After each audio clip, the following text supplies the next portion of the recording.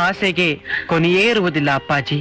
ಇಷ್ಟಿರುವಾಗ ಅಷ್ಟು ಬೇಕೆಂಬ ಆಸೆ, ಅಷ್ಟು ಬಂದಾಗ ಇನ್ನಷ್ಟು ಬೇಕೆಂಬ ಆಸೆ, ಇನ್ನಷ್ಟು ಬಂದಾಗ ಮತ್ತಷ್ಟು ಪಡೆಯಬೇಕೆಂಬ ಆಸೆ. ಅದಕ್ಕೆ ತಿಳಿದವರು ಆಸೆ ದುಃಖದ ಮೂಲ ಎನ್ನುತ್ತಾರೆ. ಈ ಪ್ರಪಂಚದಲ್ಲಿರುವ ತನಕ ಒಂದಲ್ಲ ಒಂದು ರೀತಿಯ ದುಃಖ ತಪ್ಪಿದ್ದಲ್ಲ. ಅದಕ್ಕೆ ತಿಳಿದವರು ಶಾಶ್ವತ ಸುಖವನ್ನು ಬಯಸುವುದು. ಶಾಶ್ವತ ಸುಖ ಅದೆಲ್ಲಿದೆ ಕಂದ? ನಿಜವಾದ ಆನಂದದಲ್ಲಿ.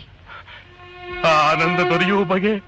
ಸದಾ ಆ ಪರಮೇಶ್ವರನನ್ನು ಸ್ಮರಿಸುತ್ತಾ, ನನ್ನ ಆತ್ಮವೇ ನೀನು, ನನ್ನ ಬುದ್ಧಿಯೇ ನಿನ್ನ ಪಾದ, ನನ್ನ ಪ್ರಾಣವೇ ನಿನ್ನ ಪರಿವಾರ, ನನ್ನ ಶರೀರ ನಿನ್ನ ಮನೆ, ನನ್ನ ನುಡಿಗಳೆಲ್ಲ ನಿನ್ನ ಗುಣಗಾನ, ನಾನು ಮಾಡುವ ಕೆಲಸಗಳೆಲ್ಲ ನಿನ್ನ ಆರಾಧನೆ ಎಂಬ ಭಾವನೆಯಿಂದ ಬದುಕುತ್ತಾ ಹೋದರೆ ಆನಂದ ತಾನಾಗಿಯೇ ನಿಮ್ಮದಾಗುತ್ತದೆ.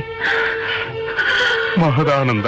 ಈ ವರ್ಷವೂ ಮಕರ ಸಂಕ್ರಾಂತಿ ಎಂದು ಪರಂಜ್ಯೋತಿ ರೂಪನಾಗಿ ತಮ್ಮೆಲ್ಲರಿಗೂ ಕಾಣಿಸಿಕೊಳ್ಳುತ್ತೇನೆ. ಅಪ್ಪಾಜಿ,